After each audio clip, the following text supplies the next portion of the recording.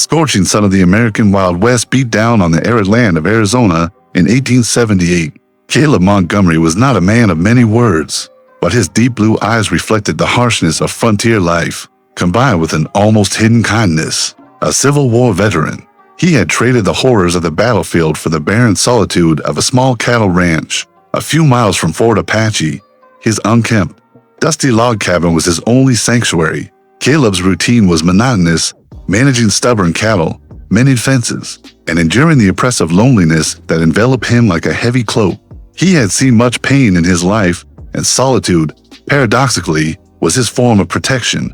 One afternoon, the usually empty horizon revealed a speck of movement. Caleb, his Winchester rifle always at the ready, watched suspiciously. These were not army patrol horses, nor the few brave travelers who dared to cross this land. The approaching figure, staggering and small, was that of a young woman. Her pace was erratic, and as she approached, Caleb noticed her tan skin, simple clothing, and tangled dark hair. She was a Comanche girl, perhaps no more than 14, with a nasty wound on her leg. Bleeding profusely, her face was etched with exhaustion and fear. The hostility between settlers and native tribes was a brutal reality, but something in the young woman's eyes, a silent desperation, touched Caleb unexpectedly. He knew that sheltering her was a huge risk, not only from the soldiers, who might search for her as a runaway savage, but especially from his own tribe, who might interpret him as a kidnapper, or worse, from other settlers, who would see him as a traitor. However, the sight of the girl's fragility overcame his caution. He couldn't simply turn his back on a wounded child. "Come," he murmured, his voice hoarse. Reaching out hesitantly, the girl, wide-eyed, hesitated for a moment, her body trembling. Then, with a barely audible gasp, she collapsed, and Caleb caught her before she could fall completely. That simple act sealed a fate neither of them could have foreseen. The conflict was set. Caleb's humanity against the rigid lines of a world, divided by race and fear. He had welcomed a soul in despair, and the silence that night was merely the calm before the storm. Caleb worked all night, under the flickering light of an oil lamp. With hesitant hands, he cleaned and bound the wound of the girl, whom he would later learn was called Ayanna, eternal flower in the Comanche language. She was weak and feverish, but her resilience was palpable. As he tended to her, Caleb noted the simplicity of her clothing, the fragility of her body, and the unwavering strength her eyes, even clouded with pain, conveyed. He offered her water and a piece of dry bread, which she accepted with silent but profound gratitude. With each touch, each gesture of care, an invisible barrier between them began to diminish at dawn. The calm of the prairie was shattered by a sound that chilled Caleb's blood. The heavy trot of dozens of horses. He barely had time to grab his rifle before the cabin was surrounded. 50 Comanche warriors, their faces painted and their hair adorned with feathers, were there. Leading them was a tall, imposing man with an eagle feather headdress and a gaze that could cut through steel. It was Black Crow, the chief of Ayanna's tribe, and her father. The tension was palpable. Caleb stood at the door, with Ayanna behind him, visibly terrified. Black Crow dismounted and took a few steps forward. His gaze scanned Caleb up and down, lingering on the cabin and finally on Ayanna, who was trying to hide behind the rancher. "She's my daughter," Black Crow declared in surprisingly clear English, his voice deep and charged with authority. "Why do you have her?" Caleb raised his rifle slightly, but his voice remained calm. "She was injured. I found her unconscious and helped her. She's safe here." The chief showed no emotion. "No white man touches what's ours. Are you a spirit thief?" The accusation was serious, and Caleb knew it. The Comanche did not tolerate theft, especially of people. "I am not a thief. I am a man who saw a child in need. His daughter was dying in the desert." A murmur spread among the warriors. Ayanna, with a tremendous effort, took a step forward, revealing her leg wound. She pointed to the makeshift bandage, then to Caleb, and said something in Comanche that the rancher didn't understand. Black Crow watched the scene, his brow slightly furrowed. It was obvious Ayanna was defending Caleb, but distrust still hung heavy in the air. The challenge was clear. How could Caleb prove his intentions in a world where trust was a rare commodity and life was worth less than a bullet? This siege wasn't just a physical threat. It was a clash of cultures, of deep-seated fears, and a slim chance for understanding. Ayanna, despite the pain, continued speaking in her own language, pointing to Caleb's improvised bandage, the lamp inside the hut, the empty bread plate, and her own leg. Her voice was weak, but charged with a conviction that penetrated Chief Black Raven's rigidity. Caleb, watching the exchange, realized the girl was describing how he had found her and the care he had provided, not as a captor, but as someone offering help. The air among the warriors was thick, teetering between fury and cautious curiosity. Black Raven listened to his daughter intently, his eyes fixed on her. Then he raised a hand, silencing the murmurs of his men. His eyes turned to Caleb, a glint of something beyond distrust passing through them. "My daughter says you are not an enemy," he finally said, his voice still stern, but with a slight inflection of surprise. "She says you treated her kindly." Caleb slowly lowered his rifle, a gesture of trust that didn't go unnoticed. "She's a child, wounded. It doesn't matter what people she's from." One of the younger warriors, impatient, growled something in Comanche, and Black Crow gave him a sharp look that made him flinch. The chief then fixed his gaze on Caleb again, a new determination in his eyes. "Prove it. If you treated her well, the wound should be clean. Let my medicine man see her." This was the turning point. Caleb's decision to accept Black Crow's proposal was a leap of faith, an act of surrender. He could refuse, try to defend the cabin, but he knew it would be suicide. Instead, he opened the cabin door wide and beckoned Black Crow inside, trusting the chief's word. An elderly man with a wise gaze and shamanic adornments dismounted and entered the cabin. He examined Caleb's dressing and carefully undid the bandages. The wound, though serious, was clean and properly bandaged. The medicine man looked at Black Crow and nodded slowly, a look of recognition on his face. Ayanna, in turn, grabbed Caleb's hand for a moment, a gesture of silent but powerful gratitude.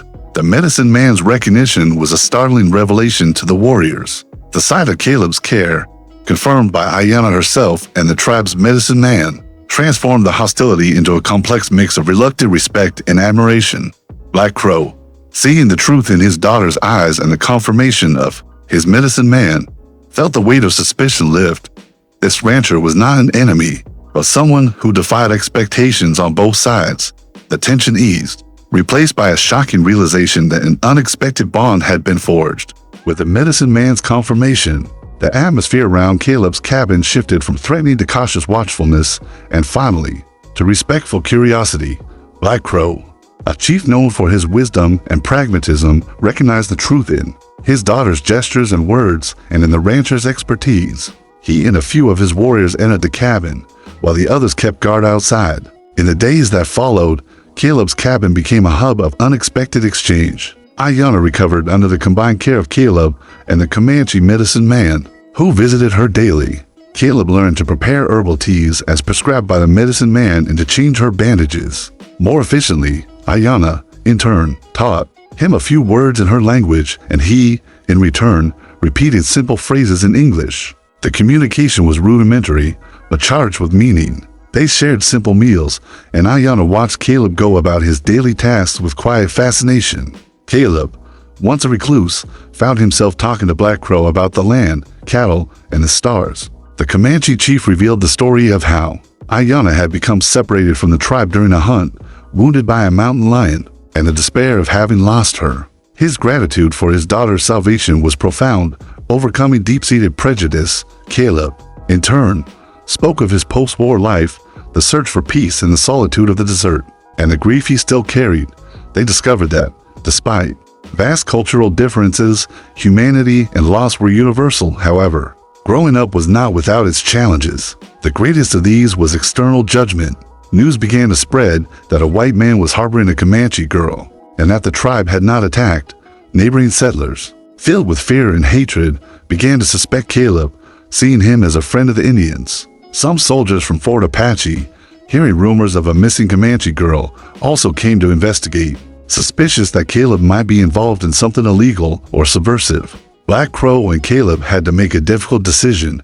It was too dangerous for Ayanna to remain in Caleb's cabin, and too dangerous for Caleb to continue to be seen as a traitor. Ayanna was nearly recovered, and the time for departure approached. In a moment of deep reflection, Caleb looked at the girl, who was now laughing in a way he never expected, and realized how much she had changed his life. He was no longer just a lonely old rancher. He had found a purpose, a connection. Black Crow proposed a risky plan, but one that would guarantee Ayana's safety and, surprisingly, Caleb's. They would stage a rescue of the girl, a simulation for the authorities and settlers, which would allow Ayana to return to her tribe without arousing further suspicion and protect Caleb from the wrath of the white men. It was a complex decision, fraught with risk, but one they were both willing to face to preserve Ayana's life and dignity, and the fragile bridge of respect that had been built between them. The day of the rescue dawned under a cloudy sky, reflecting the tension in the air. Ayana, her leg nearly healed, wore her traditional clothes, her face a mixture of gratitude for Caleb and apprehension for what was to come.